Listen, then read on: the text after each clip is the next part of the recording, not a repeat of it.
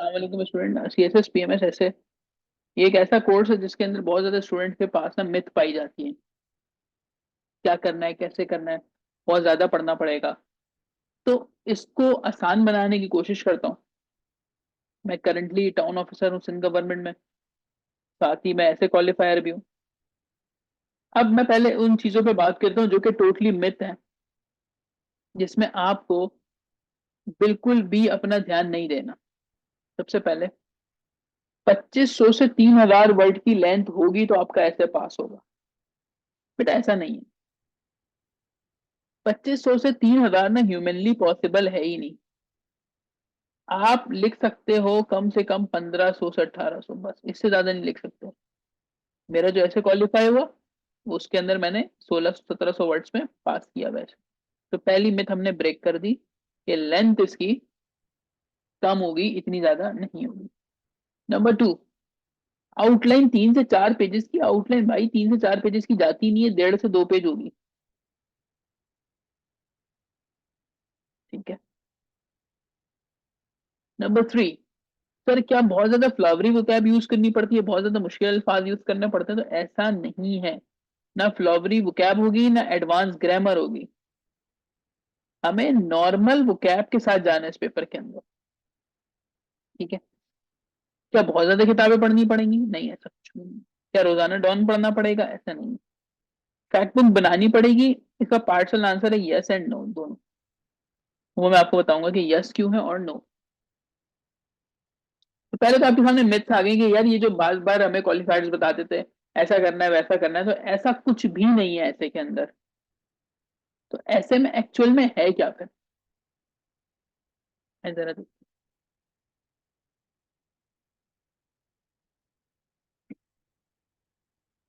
आपकी वोकैबुलरी बड़ी सिंपल होनी चाहिए। ठीक है। CSS ऐसे के एग्जामिनर हैं। अच्छा, आप बताएं, आप आवाज क्लियर है?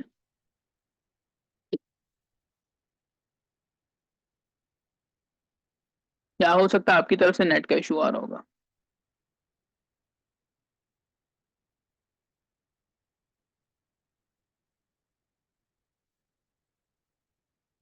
बताइए, मेरी आवाज क्लियर है?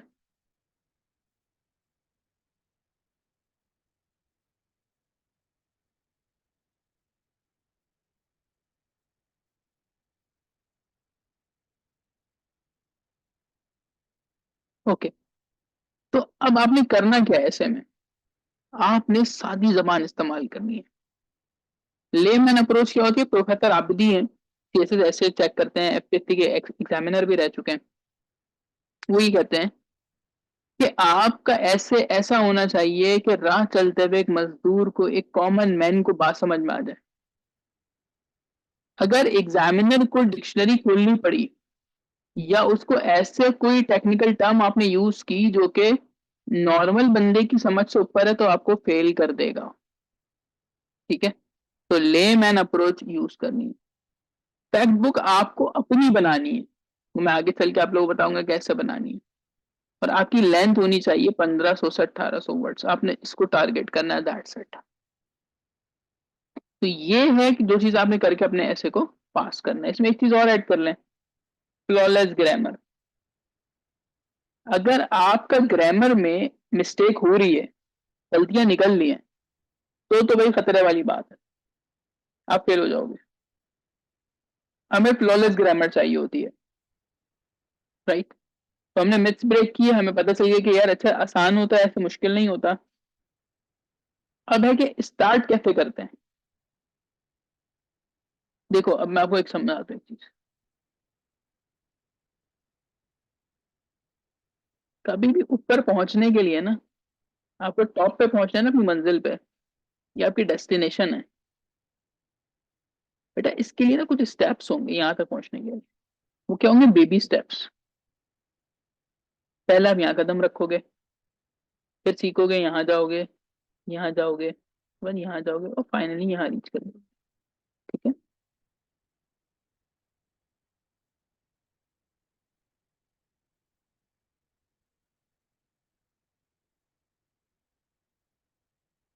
मैंने एक जगह पे पढ़ा था, ये मुझे काफी अच्छा लगा था।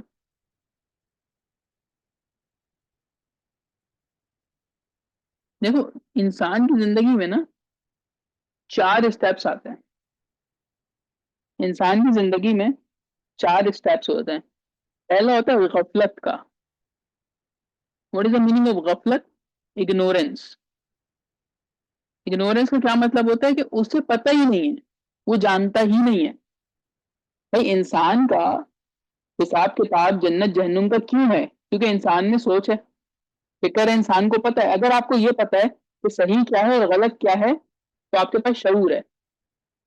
तो पहली स्टेज होती है गफलत की, कि आपको पता ही नहीं होता हम क्या कर रहे हैं। तो सीएसएस की जर्नी में कहें तो आप यानी अखबार पढ़ना शुरू कर देते हैं, आप बड़ी बड़ी किताबें पढ़ रहे हैं, आप डॉक्यूमेंट्रीज देख रहे हैं घर में बैठ के।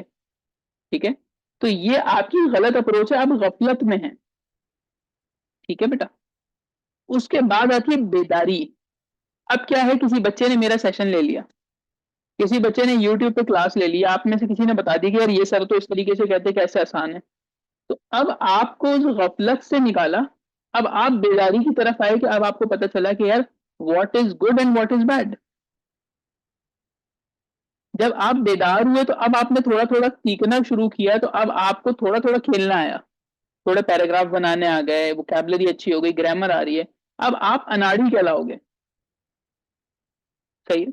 और जब अनाड़ी वाला स्टेज आपका प्रैक्टिस करके इंप्रूव हो जाता है, तो फाइनली फिर आप खिलाड़ी की तरफ जाते हो। कभी भी ये मत सोचना कि मुझे पूरा ऐसे एकदम लिखना है। बात समझ में आती है?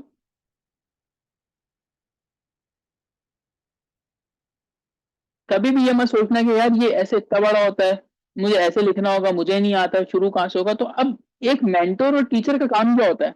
और तो हाथ पकड़ के आपको लिखना नहीं सिखाता, वो आपको रास्ता दिखाता है कि तुमसे पहले 100 बच्चे ऐसे गए थे, तुम ये करो तो तुम 100 में आओगे, इससे अलग करो, तुम्हारा रास्ता अलग हो जाएगा, ऐसे डेस्टिनेशन मिलेगी तुम्हें। तो मेरा काम भी ये होगा कि आपको गाइड करना। आपके पीएसएस के एग्जामिनर ने आपकी कॉपी खोली, ठीक है, first page, second page and last page, ये 3 पेजेस जो हैं ये बहुत इंपॉर्टेंट है। इन 3 पेजेस पे होता क्या है? Outline, intro, conclusion. ठीक है, आप कोई भी ऐसा अटेम्प्ट करते हो, आपकी आउटलाइन अच्छी होनी चाहिए, इंट्रो परफेक्ट होना चाहिए और कंक्लूजन अच्छा होना चाहिए। ठीक है। अब मैं सिर्फ अगर आउटलाइन की बात करूं, तो हम सबसे पहले आउटलाइन सीखते हैं। अब आउटलाइन में क्या प्रोसीजर है कि भाई पहली क्लास में पूरी आउटलाइन नहीं सिखाता मैं। आउटलाइन का 2 पार्ट्स होते हैं, मेन आउटलाइन और सब आउटलाइन यानी सब पॉइंट्स। तो हम क्या करेंगे, हर पार्ट को तोड़ेंगे और पार्ट्स में ऐसे को सीखेंगे और फिर पजल्स की तरह इनको जोड़ देंगे आखिर में ले जाके। फिर हम सीखते हैं इंट्रोडक्शन। इंट्रोडक्शन में 4 एग्जाम के इंट्रोडक्शन होते हैं। शुरू कैसे करना है?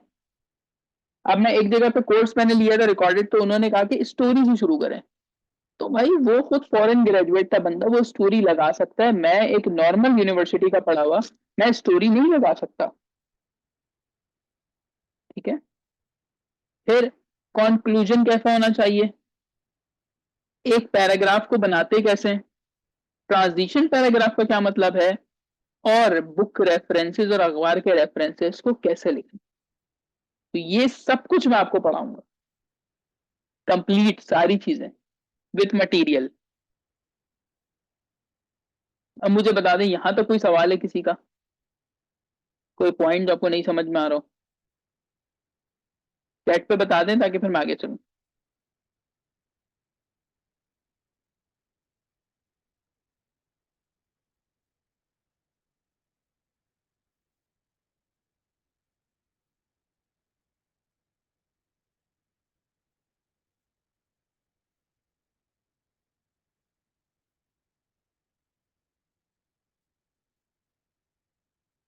ये मुझे एक बार बता दें आप लोग।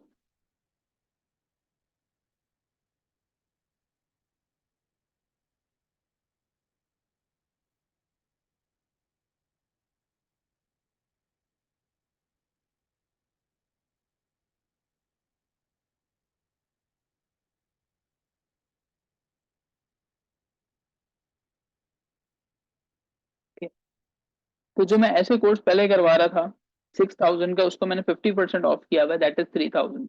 तो जिन बच्चों ने रजिस्ट्रेशन करानी है वो करा सकते हैं। आए जी, पहला लेक्चर हम स्टार्ट करते हैं। पहला लेक्चर है डीकंस्ट्रक्शन ऑफ टॉपिक्स। आपको ये, मैंने व्हाट्सएप ग्रुप में जितने बच्चे ऐड है वहां पे मैंने ये चीज शेयर की हुई है। इस सीएसएस में अगर 19,000 स्टूडेंट्स अप्लाई करते हैं, अटेम्प्ट करते हैं यानी पेपर देते हैं, उसमें से 18,000 फेल हो जाएंगे ऐसे में।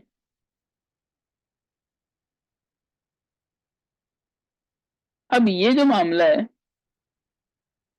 कि 18,000 ऐसे में फेल क्यों हो रहे हैं, उसका पहले ही लेक्चर में मैं आपको जवाब दे दूं कि स्टूडेंट को टॉपिक ही समझ नहीं आता।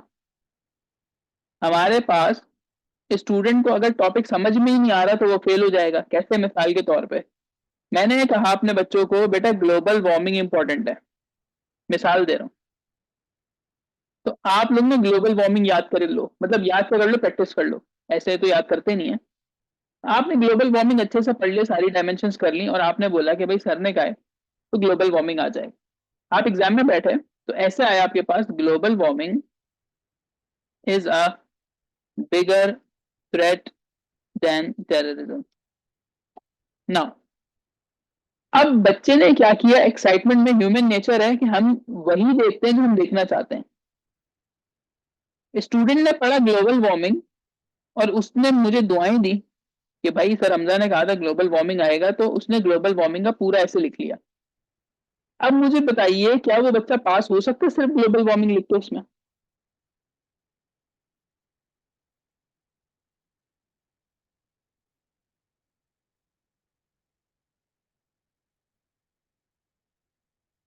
एक तो कुछ और है।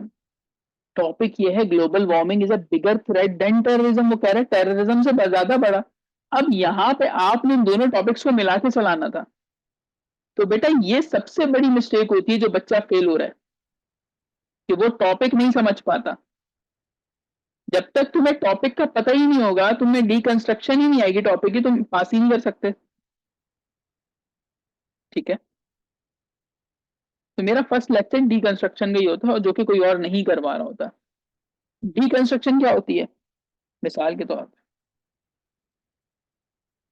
Tourism in Pakistan, challenges and opportunities, एक इस तरह का ऐसे आता है, future of democracy in Pakistan. ठीक है, टॉपिक 3 टॉपिक करते हैं, फिर इसको वाइंड अप करेंगे। ठीक है, आपको पहला आइडिया हो जाएगा किस तरीके से टॉपिक को तोड़ना है।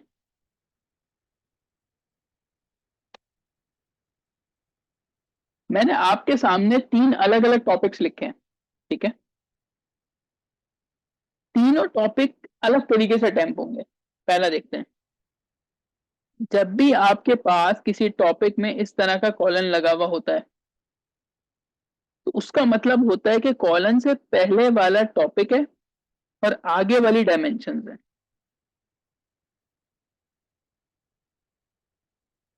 अब अगर कोई स्टूडेंट अपने ऐसे में सिर्फ टूरिज्म पे बात करता रहे तो फेल हो जाएगा। एग्जामिनर को एक छोटी सी मिस्टेक चाहिए आपको फेल करने के लिए। जैसे आपके रिश्तेदार, जहां उन्हें आपका कोई एक फ्लॉ नजर आया तो उन्होंने बातें बनाना शुरू कर देनी है। तो आपके एग्जामिनर भी यही समझ लो कि फुप्पो हैं। ठीक है, फुप्पो हैं, खाला हैं, जो भी, वो पेपर चेक कर रही हैं आपका। तो टूरिज्म इन पाकिस्तान क्या है, टॉपिक है,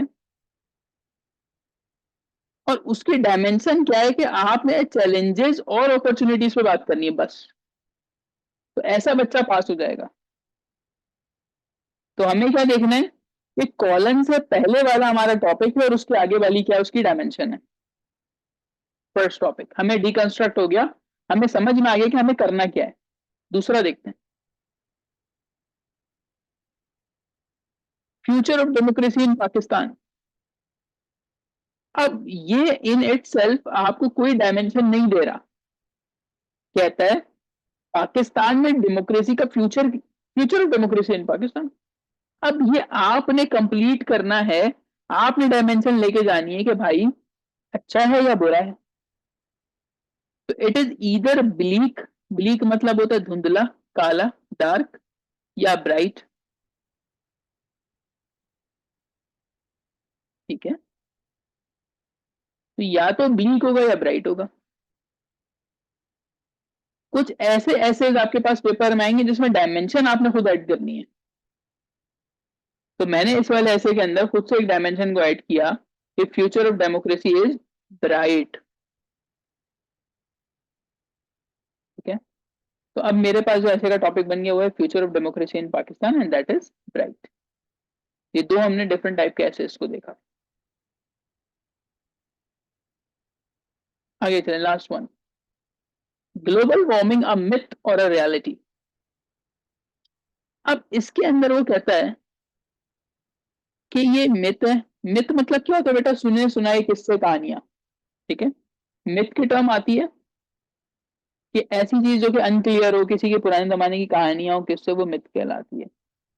और एक होता है रियलिटी। तो वो पूछता है कि ग्लोबल वार्मिंग मिथ है या रियलिटी है।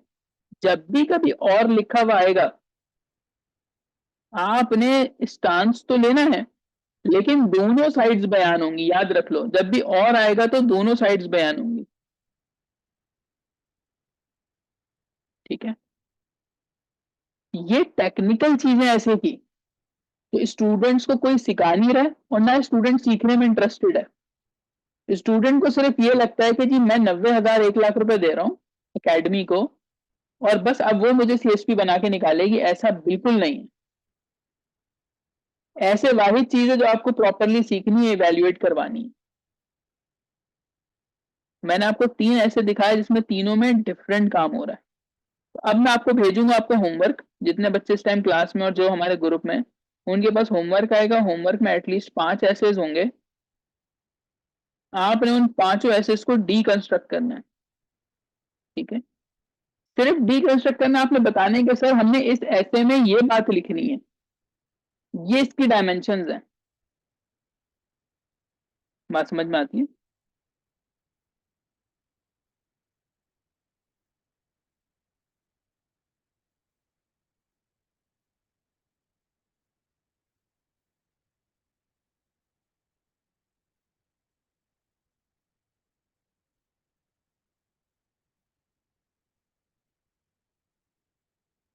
ओके, तो बेटा इस तरह के आपके पास मैं आपको एसेस दूंगा। आपने बताना है कि सर हमने इसमें ये काम करना है। अच्छा, मेरी जो क्लासेस होंगी, क्लास में इस तरह से आपको डिटेल में समझाया जाएगा, उसमें होमवर्क आएगा आपके पास। आपके पास पास पेपर, कोई भी पास पेपर उठा के मैं आपको कह दूंगा कि भाई ये पास पेपर है। एक पास पेपर में 8 to 10 एसेज होते हैं। मैं आपको बोलूंगा उन 10 के 10 को आप मुझे डिकंस्ट्रक्ट करके दिखाओ। पहले में जब आप फर्स्ट होमवर्क आज अपना करवाते हो, कल करवाते हो, चेक या परसों करवाते हो, उसमें गलतियां निकलेंगी, रेड मार्किंग होगी। फिर दोबारा इस तरीके से एक टाइम आएगा कि तुम्हें ऐसे की समझ आ जाएगी कि मुझे इस टॉपिक में करना क्या है। This is the first step बेटा। स्टेयर को चढ़ने का पहला स्टेप ही यही है कि टॉपिक तो समझ में आए। फिर हम आगे चलेंगे कि अच्छा इसकी आउटलाइन कैसे बनेगी। आउटलाइन बन गई तो इंट्रो कैसा होगा, पैराग्राफ, उसके बाद जाते जाते कौन को, फिर ये पूरी सीढ़ी सही हो जाएगी। लेकिन जब बच्चे बहुत ज्यादा गलती करते हैं कि वो इस स्टेप में कहीं बीच में जंप मारने की कोशिश करते हैं ना, तो चीजें खराब हो जाती हैं। लाइफ में भी याद रखना कि आपने छोटे छोटे स्टेप्स लेने हैं, तब जाके बड़ी चीजें बनती हैं। सही है, तो आज का ये हमारा फर्स्ट लेक्चर था। अच्छा, इसके अंदर जो मैंने टोटल लेक्चर्स आपके रखे हुए हैं, आपको बता देता हूँ कि कितने लेक्चर हैं आपके। 18 लेक्चर होंगे। 18 लेक्चर जो मैंने आपको कंपोनेंट्स बताए हैं वो। अच्छा, जो स्टूडेंट रिटर्न दे रहे हैं किसी भी के, जैसे वन पेपर का एफआईए हो गया, एएसएफ हो गया, कस्टम हो गया, एमओडी का दे रहे होंगे, क्योंकि मैं खुद एमओडी एसआई का मैंने क्वालिफाई किया था, साइकोमेट्रिक तक गया हूं मैं। उसमें पैराग्राफ क्या बनाना है, नोट्स कैसे बनाने हैं, शॉर्ट ऐसे, लॉन्ग ऐसे, सारी चीजें मैं कवर करवाता हूँ। तो ऐसे अगर आपने पढ़ना है तो आप बिल्कुल इन नंबर्स पे मुझे कांटेक्ट कर सकते हो। और अगर कोई स्टूडेंट मेरा मेंटरशिप प्रोग्राम लेता है तो फिर उसको ऐसे की फीस नहीं देनी, वो उसमें इंक्लूडेड है। ठीक है, तो हमारा एक मेंटरशिप प्रोग्राम है, उसके अंदर सिलेबस भी मैं बना के देता हूँ, कंटेंट मैं प्रोवाइड करता हूँ, स्टूडेंट को अपने साथ लेकर चलता हूँ। ठीक है, तो आप में से कोई भी अगर स्टूडेंट इंटरेस्टेड हो क्लासेस लेने के लिए तो इन नंबर्स पे मुझे टेक्स्ट कर दे। दुआओं में याद रखें। अल्लाह हाफिज।